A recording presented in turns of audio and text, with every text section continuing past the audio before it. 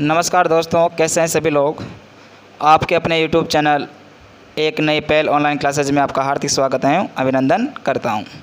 देखिए दोस्तों, आज हमने भारतीय इतिहास की क्लास लगाई थी और वो क्लास आपको कैसी लगी उनके बारे में अपने सुझाव ज़रूर देना। और दोस्तों, हम बात करते हैं अब भारतीय संविधान की। और भारतीय संविधान में दोस्तों हमारा जो भारतीय संविधान सभा वाला जो पोर्शन था दोस्तों वो कंप्लीट हो गया था। और उसमें हमने लास्ट वाली क्लास में पढ़ा था कि डॉक्टर राजेंद्र प्रसाद के क्या स्टेटमेंट थे, विंस्टन चर्चिल के क्या थे, लॉर्ड साइमन के क्या थे, पंडित जवाहरलाल नेहरू के क्या थे, ग्रेनविन ऑस्टिल के क्या थे, आइवर जेनिस के क्या थे। और डॉक्टर राजेंद्र प्रसाद कहते हैं कि जिस प्रकार एक हवाई जहाज़ को चलाने के लिए दक्ष पायलट की आवश्यकता होती है, उसी प्रकार भारतीय संविधान सभा में दक्ष पायलट की भूमिका बाबा साहब अम्बेडकर ने निभाई। और दूसरा स्टेटमेंट इनका यह था कि मैंने संविधान सभा के अध्यक्ष पद पर रहते हुए सबसे अच्छा कार्य ये किया कि मैंने 29 अगस्त 1947 को गठित प्रारूप समिति का अध्यक्ष डॉक्टर राजेंद्र प्रसाद को बनाया। इसके बाद दोस्तों पंडित जवाहरलाल नेहरू कहते हैं संविधान सभा के बारे में कि भारतीय संविधान सभा क्या है, चलमान राष्ट्र है। और लॉर्ड साइमन कहते हैं कि हिंदुओं का संगठन है। कई लोगों ने इनके बारे में क्या दिए दोस्तों, स्टेटमेंट दिए, अपने कथन दिए। आज दोस्तों हम संविधान के निर्माण के बारे में पढ़ेंगे। मेकिंग कॉन्स्टिट्यूशन ऑफ इंडिया, भारतीय संविधान निर्माण। देखिए दोस्तों, एक डेट आती है दोस्तों 9 दिसंबर 1946, 9 दिसंबर 1946। और इस दिन दोस्तों संविधान सभा की प्रथम बैठक होती है। संविधान सभा की कौन सी बैठक दोस्तों, प्रथम बैठक। और ये प्रथम बैठक के अगर दोस्तों स्थान की बात करें तो इस प्रथम बैठक का स्थान था दोस्तों दिल्ली का। और दिल्ली के स्थान का नाम था दोस्तों सेंट्रल हॉल पुस्तकालय।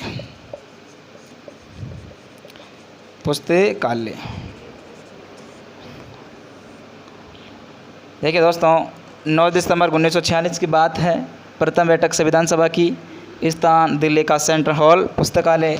और इस बैठक में कुल 207 सदस्यों ने भाग लिया, जिसमें 9 महिलाएं क्या थी दोस्तों, शामिल थी। देखिए दोस्तों, संविधान सभा में वैसे तो 389 मेंबर थे, जिसमें 207 सदस्यों ने अपनी उपस्थिति दी। 207 सदस्य उपस्थित थे और 9 महिलाओं ने भी इसमें क्या लिया दोस्तों, पार्टिसिपेट किया, भारतीय संविधान सभा प्रथम बैठक में भाग लिया। और दोस्तों इस प्रथम बैठक का अस्थायी अध्यक्ष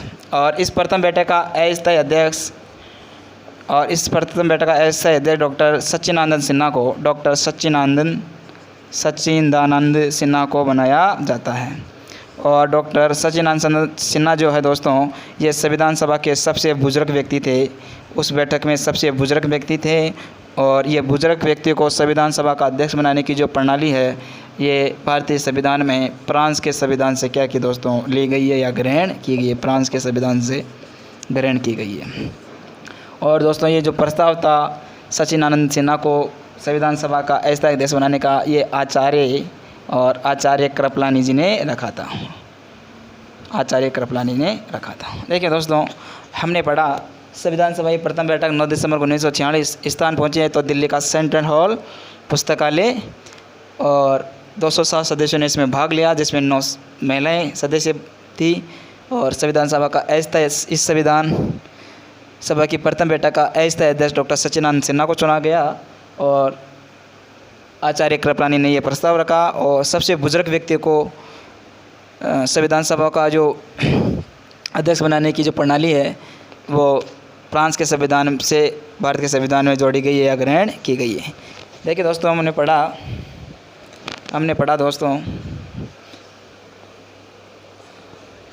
पढ़ा संविधान सभा की प्रथम बैठक 9 दिसंबर 1946 को, स्थान दिल्ली का सेंट्रल हॉल पुस्तकालय। और सबसे बुजुर्ग व्यक्ति थे डॉक्टर सच्चिदानंद सिन्हा, जिनको संविधान सभा का अस्थायी अध्यक्ष चुना गया। इसका प्रस्ताव जेपी कृपलानी ने रखा। और जो प्रस्ताव है वो सबसे बुजुर्ग व्यक्ति सच्चिदानंद सिन्हा को क्या बनाया दोस्तों, संविधान सभा का प्रथम अस्थायी अध्यक्ष। और ये जो प्रणाली है दोस्तों, वो फ्रांस के संविधान से भारत के संविधान में ग्रहण की गई है कि जो सबसे बुजुर्ग व्यक्ति या सबसे अनुभवी व्यक्ति होता है, उसको संविधान सभा का क्या बनाया जाए दोस्तों, अध्यक्ष बनाया जाए। यह प्रणाली फ्रांस के संविधान से भारत के संविधान में ग्रहण की गई है। इसके बाद दोस्तों बात करें 11 दिसंबर की। देखिए दोस्तों, थोड़ा इसके बारे में और पढ़ते हैं। विंस्टन चर्चिल और विंस्टन चर्चिल ये कहते हैं दोस्तों प्रथम संविधान सभा की बैठक के बारे में कि दोस्तों इसकी तो ये संविधान सभा उस दुल्हन के समान है जिसकी दुल्हनी क्या है दोस्तों, गायब है। और दुल्हन कौन थी दोस्तों, मुस्लिम लीग, क्योंकि मुस्लिम लीग के सदस्यों ने इसमें दोस्तों भाग नहीं लिया था। और ये भाग नहीं लेने के कारण इस संविधान सभा में कितने सदस्य थे दोस्तों, 207।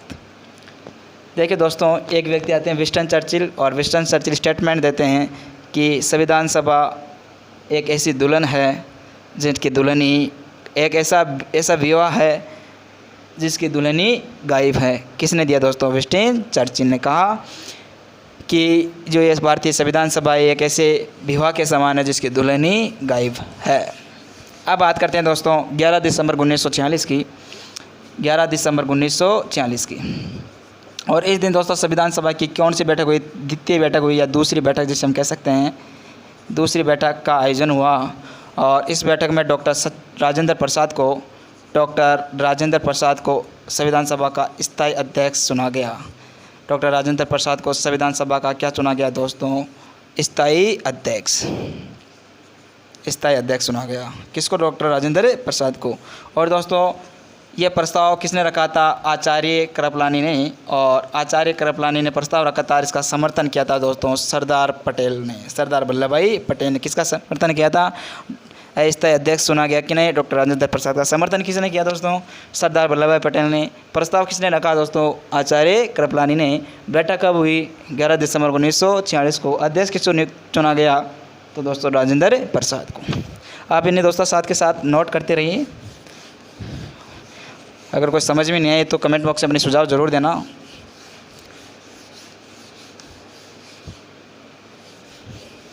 इसके बाद दोस्तों हम बात करें दोस्तों 11 दिसंबर 1946 13 दिसंबर 1946 की। और 13 दिसंबर 1946 को दोस्तों संविधान सभा की तृतीय बैठक होती है, यानी तीसरी बैठक होती है। संविधान सभा की कौन सी बैठक दोस्तों, तीसरी बैठक। और इस बैठक में डॉक्टर पंडित जवाहरलाल नेहरू ने पंडित जवाहरलाल नेहरू ने। और पंडित जवाहरलाल नेहरू क्या पढ़ते हैं दोस्तों, इसमें उद्देश्य प्रस्ताव पढ़ते हैं दोस्तों। क्या पढ़ते हैं दोस्तों, उद्देश्य प्रस्ताव पढ़ते हैं। और उद्देश्य प्रस्ताव भी वर्तमान प्रस्तावना या क्या उद्देश्य का क्या है, आधार है। वर्तमान प्रस्तावना या क्या दोस्तों, उद्देश्य का क्या बना दोस्तों, आधार बना उद्देश्य प्रस्ताव। देखिए दोस्तों संविधान सभा की तीसरी बैठक 9 दिसंबर 1946 को हुई। और डॉक्टर पंडित जवाहरलाल नेहरू जी ने संविधान सभा में उद्देश्य प्रस्ताव रखे। और ये जो उद्देश्य प्रस्ताव है ये वर्तमान अपनी प्रियम्बल है, प्रस्तावना या उद्देश्य का, उसका क्या बना दोस्तों, आधार बना। क्या बना दोस्तों, आधार, उद्देश्य प्रस्ताव।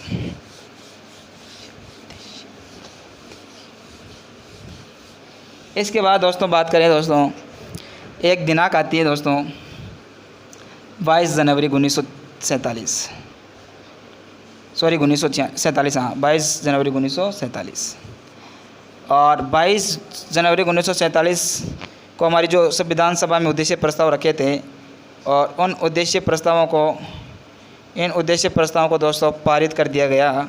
और उद्देश्य प्रस्तावों को पारित कर दिया गया कब किया गया दोस्तों, 22 जनवरी 1947 को। और 41 कुल जो समय लगा वो 41 दिनों का समय लगा।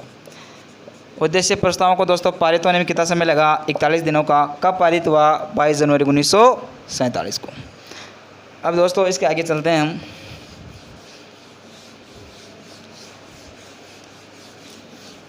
देखिए दोस्तों मैंने आपको पहले बताया, संविधान सभा पढ़े थे तब उसमें कि B.N. राव भारतीय संविधान सभा के क्या थे, संवैधानिक सलाहकार थे। B.N. राव क्या थे दोस्तों, संवैधानिक सलाहकार थे B.N. राव। और B.N. राव ने जो संविधान सभा का प्रारूप बनाया था दोस्तों, इस प्रारूप पर विचार करने के लिए, मंथन करने के लिए एक प्रारूप समिति का क्या किया दोस्तों, गठन किया गया, प्रारूप समिति। और प्रारूप समिति का गठन किया गया था दोस्तों 29 अगस्त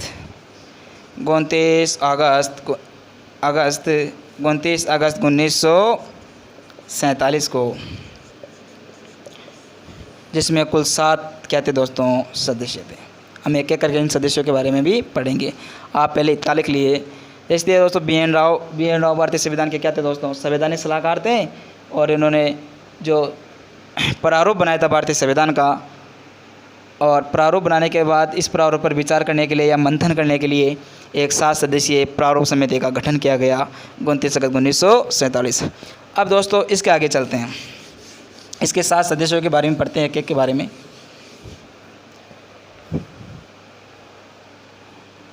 देखिए दोस्तों, पहले सदस्य थे डॉक्टर भीमराव अम्बेडकर, जो इसके क्या थे दोस्तों, भीमराव अम्बेडकर।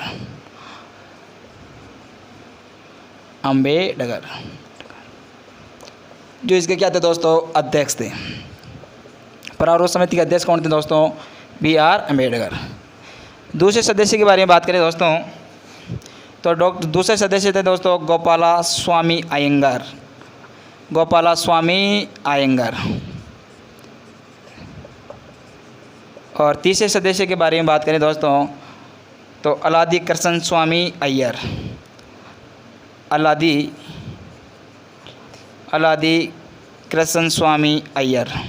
कृष्ण स्वामी दो तो दोस्तों इसमें स्वामी थे, अय्यर। और तीसरे सदस्य की बात करें दोस्तों, चौथे सदस्य थे दोस्तों मोहम्मद सादुल्ला।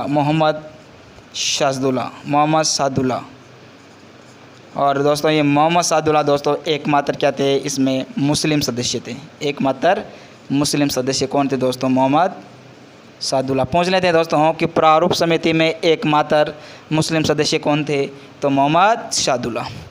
इसके बाद दोस्तों इसके 5वें सदस्य के बारे में बात करें तो एन माधवराव। कौन थे दोस्तों, एन माधवराव। और ये एन माधवराव थे दोस्तों, ये DP खेतान की क्या हो गई थी दोस्तों, BL मित्र ने क्या दिया था दोस्तों, इस्तीफ़ा दे दिया था। BL मित्र ने क्या दिया था दोस्तों, इस्तीफ़ा। और BL मित्र के इस्तीफ़े के बाद दोस्तों MN माधव को प्रारूप समिति का क्या बनाया गया दोस्तों, सदस्य बनाया गया। इसके बाद दोस्तों लास्ट जो 7वां सदस्य थे वो थे दोस्तों TT कृष्ण माचारी।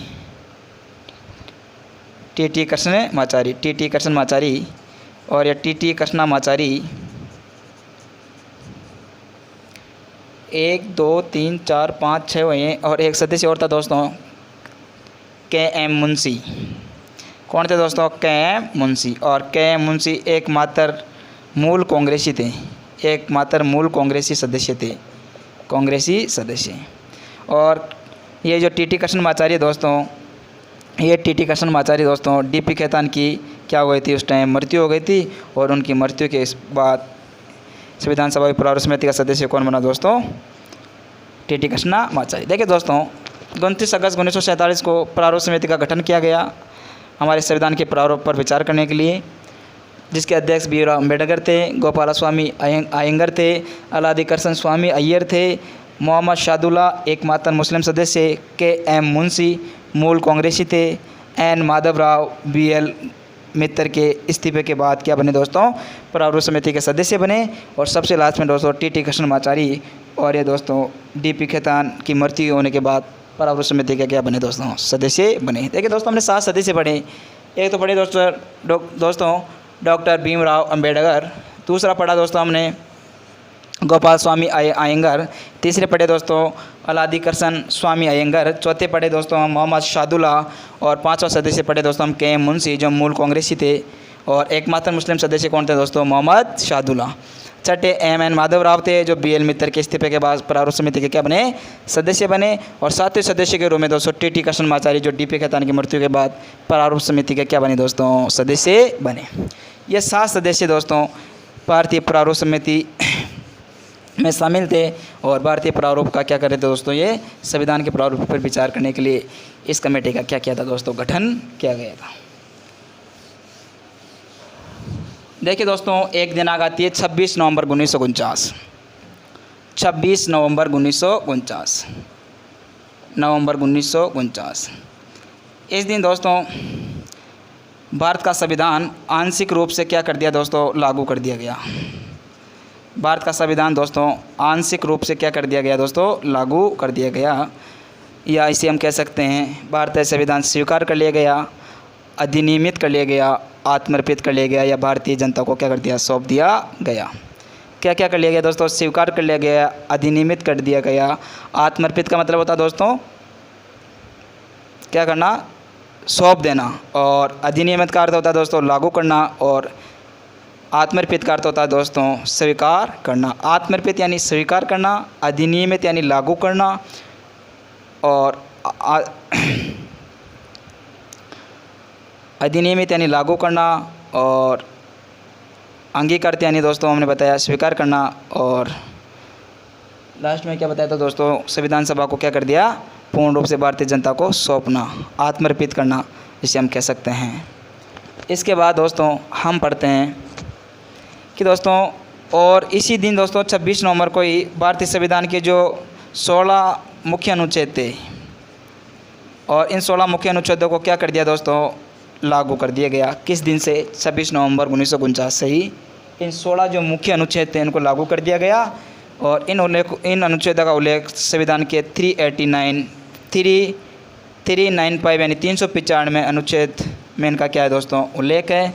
और भारतीय संविधान का अनुच्छेद 393 साफ शब्दों में ये कहता है दोस्तों कि इसमें भारतीय संविधान के शीर्षक के बारे में बात की गई, और भारतीय संविधान का शीर्षक क्या है दोस्तों, भारत का संविधान।